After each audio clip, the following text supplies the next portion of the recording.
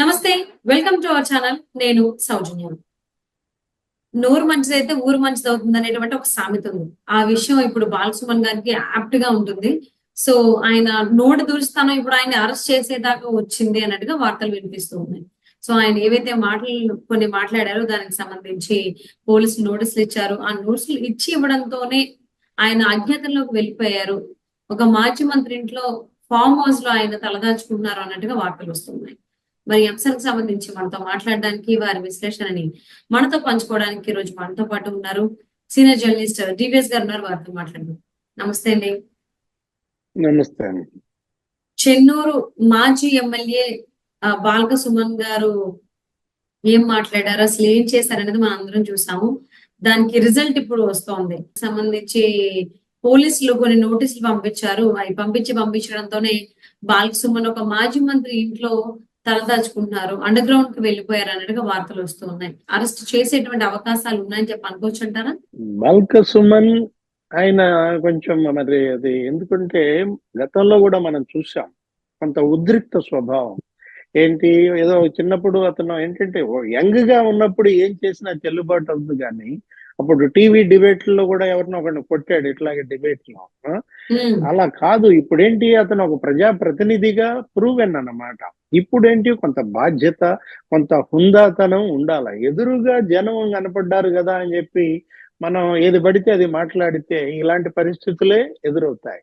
ముఖ్యమంత్రిని పట్టుకుని చెప్పు చూపించటము, లేకపోతే చెప్పుతో కొడతా అనటము అదేంటి? అది మరి రేవంత్ రెడ్డి కాదు. అతనెవరు? తెలంగాణ ముఖ్యమంత్రి. తెలంగాణ సమాజం మొత్తానికి చెప్పు చూపించినట్టన్నమాట. ఇప్పుడు బాల్క సుమన్ చెప్పు చూపిస్తోంది.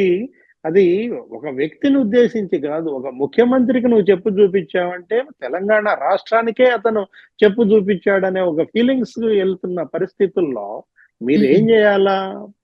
ప్రజల మద్దతు కోల్పోయారు. ప్రజల మద్దతు ఎలా పొందాలి అనే తాపత్రయపడాలి. బీఆర్ఎస్ ఇవాళ ఎందుకింత ఉద్రిక్త పడుతోంది? ఎందుకింత హడావుడి జేస్తున్నారు అనేది ప్రజల ముందు వాళ్ళు ఇంకా అన్‌పాపులర్ అయ్యే పని అయిపోయింది. ఇవన్నీ గూడా బీఆర్ఎస్‌కి ప్రతిబంధకాలే రేపటి పార్లమెంట్ ఎన్నికల్లో. అవును. ఇవన్నీ గూడా కాంగ్రెస్ పార్టీకి, రేవంత్ రెడ్డికి వాళ్ళ నెత్తి మీద పాలు పోయటం అన్నమాట. ఏది? ఒక రకంగా వీళ్ళు ఇక్కడుండి ఈ చేష్టల వల్ల కాంగ్రెస్‌కి ఎంత మైలేజ్ పెంచుతున్నారు అనేది ఇప్పటికైనా బీఆర్ఎస్ పెద్దలు అర్థం జేసుకోవాలి. ఇప్పుడు జరిగింది జరిగింది. ఇప్పుడేంటి ఇతను అరెస్ట్ తప్పదు. ఆ! ఎన్నాళ్ళు అజ్ఞాతంలో ఉంటారు ఎవరైనా సరే. మనం నోరు జారేకూడదు. నోరు జారిన తర్వాత మళ్ళా వెనకేటు తీసుకుంటాం. తప్పు చెయ్యకూడదు. తప్పు చేసిన తర్వాత దానికి తగ్గ శిక్ష తప్పదన్నమాట. రాబోయే పార్లమెంట్ ఎన్నికల్లో బీఆర్ఎస్‌ని ఇవాళ మరి నడిపించేది, మళ్ళా దాన్ని దారిలో పెట్టేది హ్మ్. వీటన్నిటిపైన వీళ్ళు అన్వేషించకుండా చేయకుండా కేటీఆర్ గూడా అలాగే మనం చూసాం. ఏది దుందుడుకు మాటలు. 3 అడుగులు లేనాడు మమ్మల్ని మరి 100 అడుగుల లోతున పాతిపెడతాడంట. ఆ! ఇట్లా 3 అడుగులు లేనాడు అని రేవంత్ రెడ్డిని కేటీఆర్ అనడం ఏ మాటలవి? అంటే అతని కన్నా ఇతనెంత హైట్ ఉన్నాడని? ఆ మాటకొస్తే ఈయనేమన్నా 6 అడుగుల ఆజానుబాహుడా? వాళ్ళింట్లో గూడా 3 అడుగులాళ్ళు ఉన్నారు గదా! వాళ్ళ చెల్లి హైట్ ఎంత? వాళ్ళ అమ్మ హైట్ ఎంత? ఇవన్నీ గూడా వస్తాయన్నమాట. బాడీ షేమింగ్ అది తప్పు. ఏది? అవును. మనం ఎవరైనా సరే, ఎవరినైనా సరే గతంలో మనం చూసాం. ఆంధ్రప్రదేశ్‌లో గూడా ఇలాంటి తిక్కల వాగుడే. ఏంటి? లోకేష్ బాబుని బాడీ షేమింగ్ జేయడం వల్ల ఏమైంది? నష్టపోయింది వైసీపీ. అవును. ఇమేజ్ పెరిగిందెవరికి? లోకేష్ ఇమేజ్ లోకేష్‌కి. పెరిగిందన్నమాట. ఓహ్! మన మాటలు మొత్తం ప్రజలంతా ఆలకిస్తున్నారు. సమాజం మొత్తం మీరేం చెబుతారా అని నిశితంగా గమనిస్తున్న పరిస్థితుల్లో ప్రతి నాయకుడు తాననే మాట, తను చేసే చేష్టలు వీటన్నిటికి కూడా అతనేంటి ప్రజల్లో ఒక ఆదర్శనీయంగా ఉండాలన్నమాట. ఒకవైపేమో అవినీతి, కుంభకోణాలు తీగ గదిలిస్తున్నారు. హ్మ్. ఏం జరుగుతోంది? మొత్తం డొంకంతా గదులుతోంది.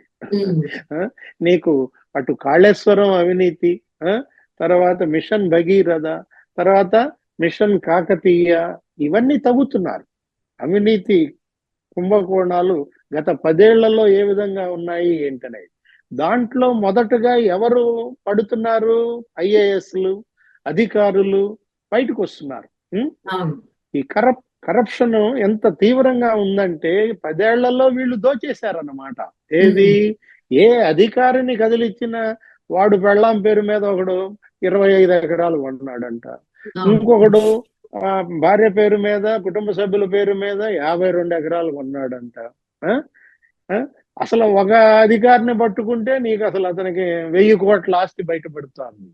అవును. 250 ఎకరాల భూమే కనపడిందంటే ఒక జనగామలోనే 102 ఎకరాలు, విజయనగరంలో స్థలాలంట, విశాఖపట్నంలో స్థలాలు మనం చూసాము. ఆ రెరా, జిహెచ్ఎంసి, శివబాలకృష్ణ 60 గడియారాలు దొరికాయంట. విపరీతమైనటువంటి నగదు. తర్వాత నీకు ఓపెన్ ప్లాట్లు 19 అంట, మరో 9 అంట, ఏది అపార్ట్మెంట్స్. ఇంతగా ఒక్కొక్క అధికారి ఇన్ని వందల కోట్లు మరి కొల్లగొట్టారంటే అరవింద్ కుమార్ అనే ఐఏఎస్ పేరు వచ్చింది.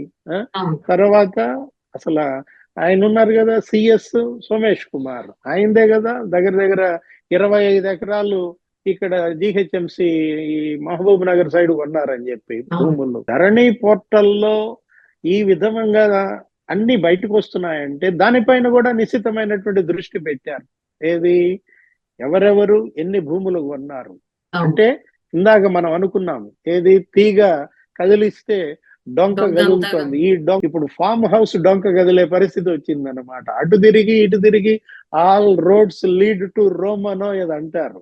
ఈ అవినీతి దారులన్నీ కూడా ఎటు దారి తీస్తాయి? చివరికి ప్రగతి భవన్ వైపు, ఫామ్ హౌస్ వైపు దారి తీస్తున్న పరిస్థితుల్లో అవినీతి కుంభకోణాల నుంచి ముందు ఎలా బయటపడాలి?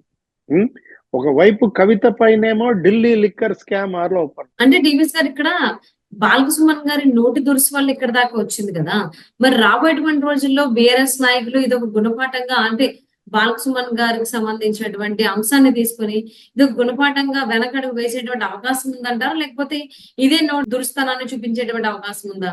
అంటే ఇక రాబోయేది ఎలక్షన్, ఇంకా నీకు కేవలం ఏంటంటే ఇంకా 70 రోజుల్లో ఎన్నికలు, ఇంకా అంతా ఎన్నికల ప్రచారం, మళ్ళా మొత్తం రాష్ట్ర వ్యాప్త పర్యటనలు మనం చూస్తున్నాం. ఇప్పుడు జనరల్ గానే విమర్శలు ఉంటాయి, ఇంకా ఎక్కువ విమర్శలు కూడా చూసే అవకాశం ఉంది. ఏది? బాలకృష్ణ ఎపిసోడ్ తో ఇది ఇంతటితో ఏమి కర్టెన్ పడిపోయే పరిస్థితి లేదు. నీకేమి ఇంతటితో తెర పడదనమాట. ఇంకా ఎక్కువగా పేల్తారు, ఇంకా ఎక్కువగా ఇంతకన్నా నీచమైన వ్యాఖ్యలు కూడా మనం వినాల్సి రావచ్చు. అంటే ఆల్రెడీ ఆంధ్రప్రదేశ్ లో ఇలాంటి వ్యాఖ్యలే, బాడీ షేమింగ్, పర్సనల్ అటాకింగ్ చూస్తూనే ఉన్నాం. ఇప్పుడు తెలంగాణ నాయకులు కూడా అదే దోవలో వెళ్ళేటువంటి అవకాశాలు ఉండొచ్చా? చూసి ఇన్స్పైర్ అవుతున్నారా పక్క రాష్ట్రం రాజకీయ నాయకులు చూసి? అదే కనపడుతోంది. ఎందుకంటే ఒకటి ఆంధ్రప్రదేశ్ చూసి తెలంగాణ ఇన్స్పైర్ అవుతుందా, తెలంగాణను చూసి ఆంధ్రప్రదేశ్ ఇన్స్పైర్ అవుతుందా అంటే ఈ భాషణ, ఈ దూషణ, వీటన్నిటికీ కూడా పేటెంట్ రైట్ కేసీఆర్దే. బీఆర్ఎస్ అధ్యక్షులు కేసీఆరే. అసలు మోడీ ఎవరు? మోడీయా అని కూడా అంటాడు. నరేంద్ర మోడీని పట్టుకుని బోడీ అని కూడా మనం అన్నట్టు విన్నాం. మళ్ళా సర్దుకుంటారు. కాకపోతే కేసీఆర్ ఏదన్నా చెల్లుబాటు అయింది. వీళ్ళు ఏంటంటే వీళ్ళు స్థాయికి మించి చేయకూడదు అనమాట. తమ స్థాయికి మించి చేసినటువంటి విమర్శల వల్ల ఇలాగే ఇక అండర్ గ్రౌండ్ కు పోవాల్సి వస్తుంది. ఎప్పుడు అరెస్ట్ చేస్తారా అని భయపడాల్సి వస్తుంది. రేపొద్దున వీళ్ళు ప్రచారం చేయాలా, రేపొద్దున మరి ఆయనే పార్లమెంట్ కి నుంచోవాలి. బాలకృష్ణ నిజం చెప్పాలంటే గతంలో మరి ఆయన కూడా క్యాండిడేట్ గా గెలిచిన దీంట్లో ఇవాళ క్యాండిడేట్ల కోసం ఎత్తుక్కోవాల్సిన పరిస్థితి ఏంటి?